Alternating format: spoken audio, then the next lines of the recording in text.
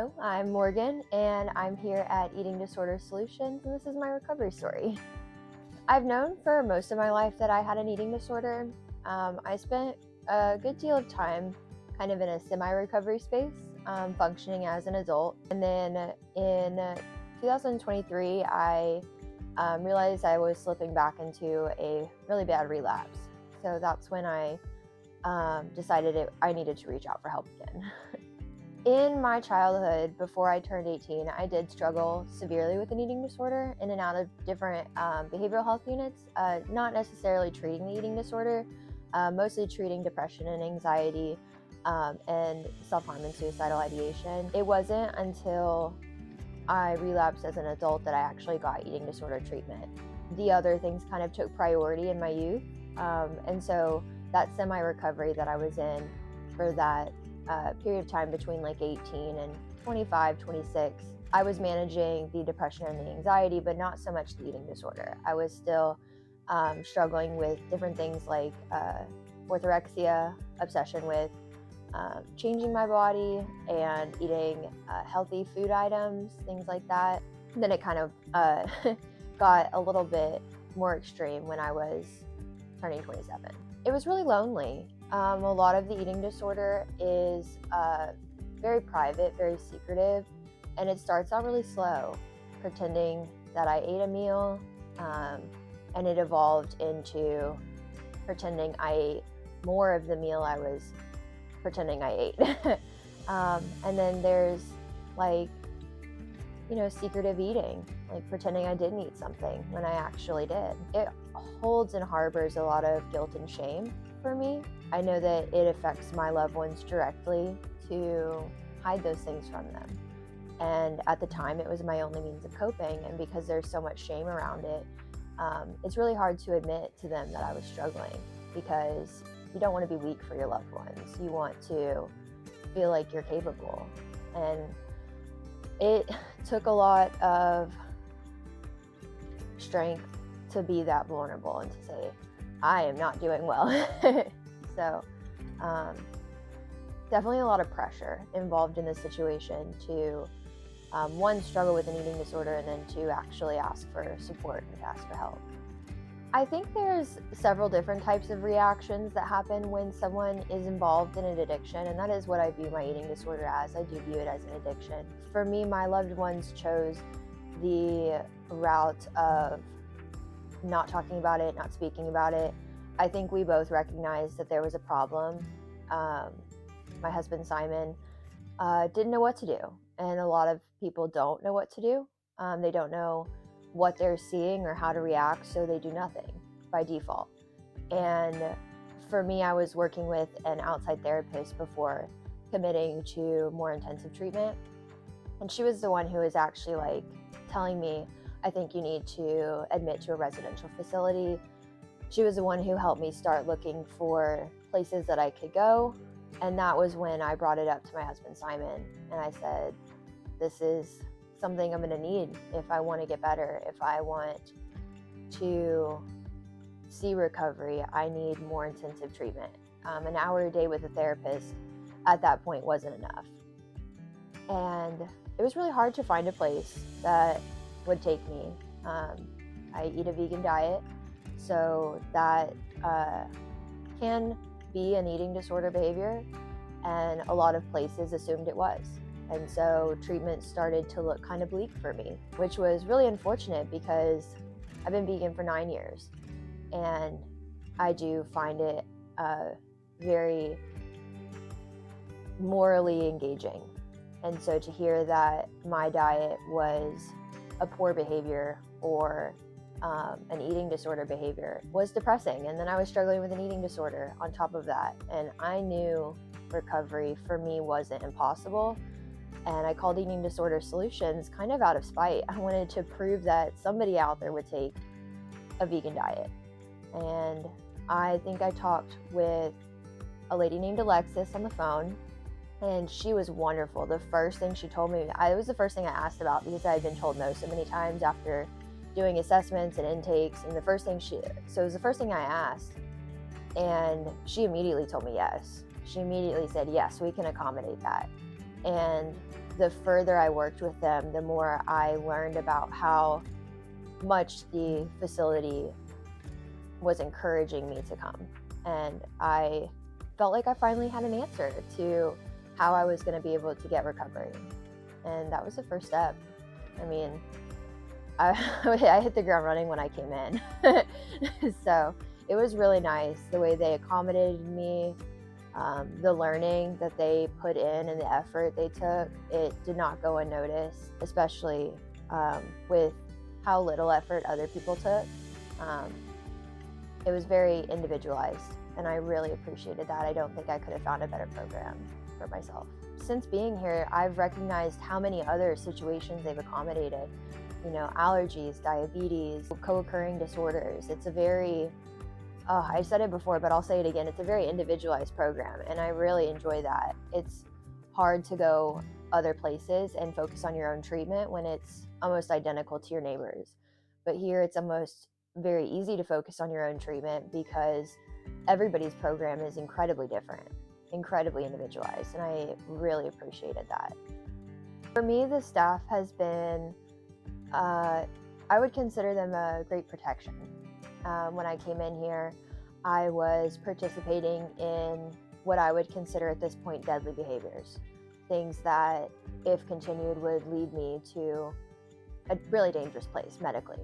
I remember coming in and meeting with one of the nurses for my intake, and they were really gentle, really sweet, walked me through it step by step. Meeting my therapist for the first time, I wasn't sure where we were going. I didn't feel confident in my recovery at all at the time, and they walked me through it step by step, day by day. They were fully prepared to handle challenges as they came. I didn't feel any hesitation in anybody with the fact that they knew recovery was possible. There was no question in their minds, and that made it a lot easier to not question it in my mind. As I've gone through the program, they've slowly handed off recovery into my own hands. You know, stepping down from a residential level to a PHP level and gaining time back at home, gaining time back with my loved ones, taking responsibility for my actions outside of here without having the accountability of a therapist or my dietitian. Really was kind of like a change in my pace. I think I found a lot of accountability in those people, and knowing that they believed in me made a lot of difference. They've worked to accommodate my free time. We've started using Recovery Record, the app. Kind of tracks my meals at home, and I'm able to post about my thoughts and my feelings and how my day's going over the weekends when I'm not here. And then I can come back in on Monday and talk to them about it, and they're still fully informed. There is no kind of blind spot that we're experiencing right now, despite the fact that I do have more control and more accountability for my own recovery. I've really enjoyed my meetings with our dietitian, Lauren. She's very good at her job. She's been the voice telling me what my eating disorder voice is saying. So anytime that I'm having disordered thoughts or having a situation that I'm questioning, I can bring it to her and she can tell me immediately, that's your eating disorder. That's what your eating disorder is telling you. And so through those meetings, I've been able to recognize that voice more and more in my own head without someone else needing to point it out. And there's been situations where things I don't even recognize as my eating disorder voice come up, and she'll explain it to me, and I am just shocked that I've been doing that for such a long time and never considering it a part of what's triggering my behaviors. My therapist, Clarissa, has been wonderful. She is very intentional with her treatment plan. I don't think she's let anything slide. And I feel very capable of being honest with her when we're in session together. She really tells me like it is. When I need to hear something, when I am struggling, and she calls it out. She doesn't let me slip. And when I am slipping, you know, she is right there on top of things, telling me, we got to get this back. We got to figure out how to get you back on track. You need to make a choice. It's either relapse or recovery. It's either do or don't. There's not really a try. It is, you're either doing it or you're not doing it. And that was a big thing for me to accept, because I would always say, like, I'm trying, I really am. But in actuality, I was letting things slip during a period of time there. And I feel a lot better, the fact that I have them to hold me accountable and to kind of call me out on my bullshit. Yeah. And that's where I really found the most support. It's one thing to kind of have a safety net, but the consistency of the safety net here at EDS, there is no day that I come in wondering what kind of person I'm going to get from the staff. They all maintain their same integrity every day they come in. And everybody has good and bad days, so you can tell sometimes things are chaotic, sometimes things are rough, but they don't let that affect their treatment with the other clients, with myself personally. I respect them wholeheartedly for working in this environment and being able to maintain composure the way that they do. I know from my own personal experience that many places hire staff that won't contribute that to their job. They're okay with taking out their bad day on their job, and I don't think I've seen that once here. I really believe every person who works here wants to be here, comes in smiling, leaves with more energy than they showed up with. The environment really is incredibly supportive. You don't know who you're going to walk in to see, and that, for me, that was incredibly scary. Not only is it leaving your home environment, the place where you're comfortable with, coming to live around strangers was something that I expected, but wasn't prepared for. The people I've met here, the stories I've heard, really opened up my eyes to the different types of people that are out there. The people that I've met have been wonderful, wonderful peers to me, incredibly supportive, uplifting, give great advice, and I've found a friendship in them. And I know that's kind of weird to say for treatment peers, but this isn't a place that you can come and not have a social support system. And that doesn't just stop at the staff, that includes who you're living with, who is here after, 4:30 when the therapists leave, who is here in the evening when you're taking your meds, when you need to talk. We rely on each other a lot. We have several bonding experiences.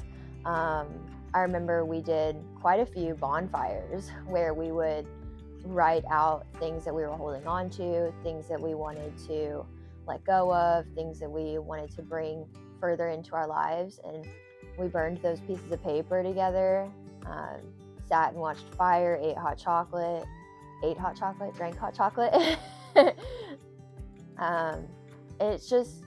It's something you don't get to experience in regular life. You can have a social network and have all the friends, but to come and live in a house with, 7 to 15 different people is a whole new experience. It's really hard to put into words. They're incredible. Just go cross-eyed for a second. I am moving into the IOP program as of Monday. So I'll be coming in, I believe 9 to 1. And I'll be having breakfast at home on top of the dinners at home that I've been practicing. And I'm really excited about it. It's going to be more free time by myself because my husband works. And he won't be home until probably about 5 or 6. So I'm interested to see how that goes. I feel confident in my support team. I feel confident in my decision to fully accept recovery. And it won't be without its challenges, but I'm kind of looking forward to the change in pace. To make breakfast at home and then to come here and talk about it with my friends. Explain what I'm struggling with, if my schedule needs to be adjusted, or if there's a new routine that I need to practice as far as getting out the door on time or making my meals more accessible in the mornings. It'll be a learning experience that I'm prepared to handle. It's definitely necessary to go through each level of treatment as is planned. I couldn't have imagined going from a residential treatment level of care straight back home as if nothing happened. I think I was in residential for 50 days before I moved into a PHP program. And those 50 days were not enough to come to terms with the behaviors and the thoughts that I was struggling with. The slow introduction back into my home life was absolutely necessary. And some of my peers live much farther away than I do. My commute is maybe about 45 to 50 minutes. Some people are driving an hour 15. Some people live 5 hours away. But I've seen it possible for them even to step down in treatment levels programs. It makes a difference. I wanted to rush it. I didn't want to necessarily do PHP for very long. I didn't want to go into IOP. I wanted to be discharged. But the simple fact of the matter is, here I have support. And at home, I have an hour of therapy a week, maybe 2 if I get 2 appointments a week. And that compared to,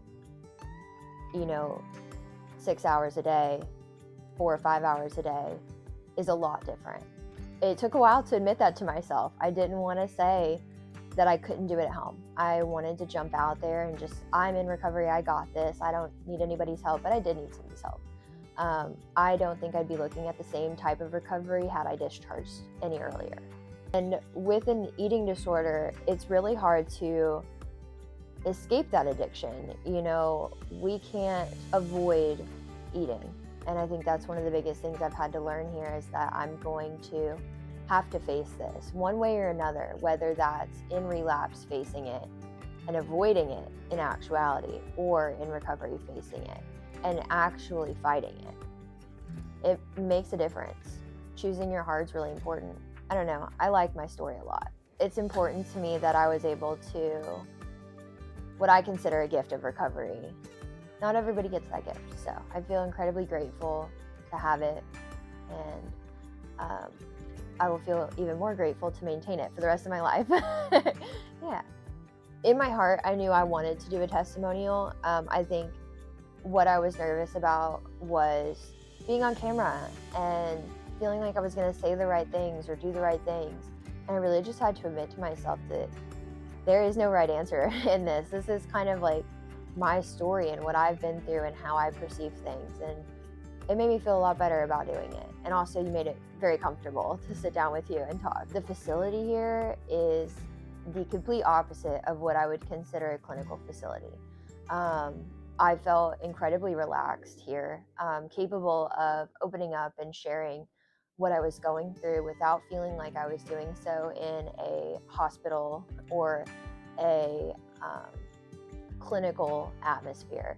It was very relaxed, very self-paced. I don't ever feel like I was rushed through my treatment plan, and I think that's absolutely essential to recovery for most people. I would want to encourage anybody who is questioning whether they need help or additional support to contact EDS, ask for an assessment. The people on those phones know what they're doing, know what they're looking for, and I feel like if you have even the slightest inkling that you might need extra help, you're probably correct. I know that there were several times that I asked myself, do I need more help? Am I sick enough? Am I worth it? Is this worth it? And the only thing I could say is I wish I had called sooner. I wish I had sought recovery sooner, because it would have made it a lot easier if I had. I wouldn't have been as far along in my relapse as I was. I think the sooner you seek recovery, the better chance you have of maintaining recovery. And I feel lucky. I feel really lucky.